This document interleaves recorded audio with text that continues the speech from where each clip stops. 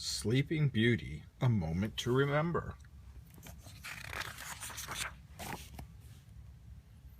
Princess Aurora sighed. She loved being married to Prince Philip, but life at the palace was so different than what she was used to.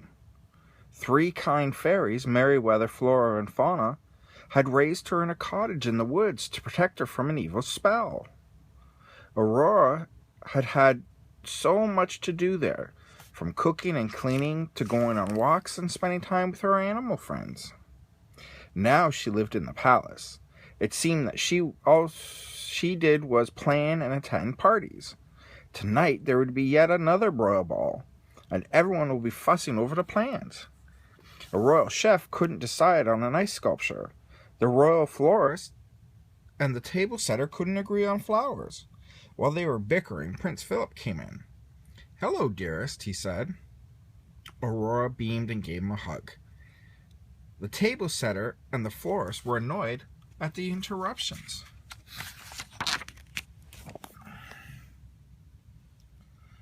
"Princess Aurora," the royal florist said, "could you please tell the royal table setter that she must place the flowers in the middle of each table?" "Princess Aurora," said the royal table setter, "could you please tell the royal florist that our guests will never be able to see one another if I put a big flower arrangements in the middle of the table?" "Why don't you just put a single flower on each table?" Aurora suggested. The 2 servants looked at her horrified. "A single flower?" they said. Philip cleared his throat. "Ahem," he said. "That will be all, thank you," Aurora told the servants. She turned to Philip. It's so good to see you."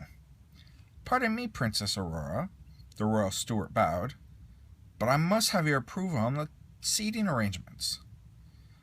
"Thank you," said the princess. "I'll look at them." "As soon as we return," Prince Philip finished. Both Aurora and the student looked at Philip in surprise. "Where are you going?" Aurora asked. Philip smiled. "For a ride, by ourselves."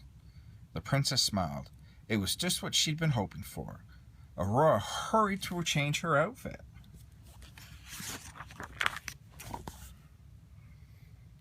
As Philip and Aurora set off the palace,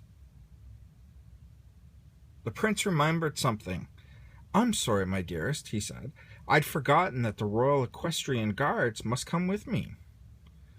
Aurora looked sadly at the 10 riders from behind them. Then she leaned down and whispered into Philip's horse, "Samson." The horse whined and charged away from the palace. Aurora's horse, Mirette, galloped after them. Before long, the royal guards were far behind. "Whoa! Whoa! Samson!" the prince shouted as his horse raced ahead. "It's all right, Philip," Aurora said. They galloped into the forest, and Samson found a path through the trees. He followed it for a while, then stopped very suddenly. Philip sailed over Samson's head and landed in a stream. "No carrots for you, boy," Prince Philip scolded his horse. He looked up and saw Aurora trying to hide a smile. He grinned. "Do you remember this place?" Aurora asked a little later. Philip waded out of the stream and looked around the clearing. He pulled off his boots and dumped the water out. Then he set them in the sun to dry. Aurora took off her shoes as well. And she spun around gracefully, humming a tune. "Yes," Prince Philip said softly, "I remember this place. This was where we first met. I heard you singing sweetly, and then we danced together for the first time." "I will never forget that day," said Aurora, "no matter how busy we get with our royal duties." Prince Philip smiled. "Nor will I. When I'm with you, all others disappear." Philip and Aurora smiled, wishing they could bring the peacefulness of the globe back to the palace. Their quiet moment ended as the royal equestrians thundered into the glade. Philip put on his boots and cape. Then he picked up a fallen flower and handed it to Aurora.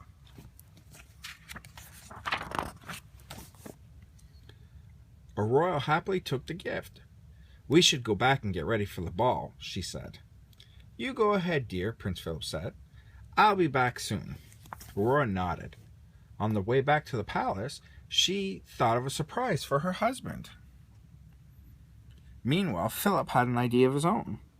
"Not a word of this to the princess," he said to her animal friends, as he began to gather some flowers. At the castle, Princess Aurora worked on Philip's surprise for the rest of the afternoon. Servants moved tables, laid tablecloths, and gathered flowers. Flora, Fauna, and Merryweather fluttered about, helping wherever they could. More than once, Aurora heard a servant murmur, "Our guests will certainly be surprised." Aurora just smiled. It was Prince Philip she wanted to surprise. She said not a word of this to him. That night, Aurora had finished getting dressed when Prince Philip came into the room. He held out a simple crown that he had made from flowers. "Would you like to wear this too?" he asked. "Oh, Philip," Aurora said. Aurora put on the flower crown and hugged her husband. "It's perfect for this evening. What a lovely gift. Now I have a surprise for you." She led the prince down the stairs to the courtyard. I wonder what the surprise is going to be. The courtyard was decorated with flowers and trees. Water danced in the fountain. Aurora's woodland friends were there too. "The glade will always be in our hearts," Aurora whispered, "but now it's in our palace too." Just then, Philip's father, King Herbert, came over. "This is much better than the stuffy balls I usually attend," he said to Aurora. "Thank you for your hard work, my dear."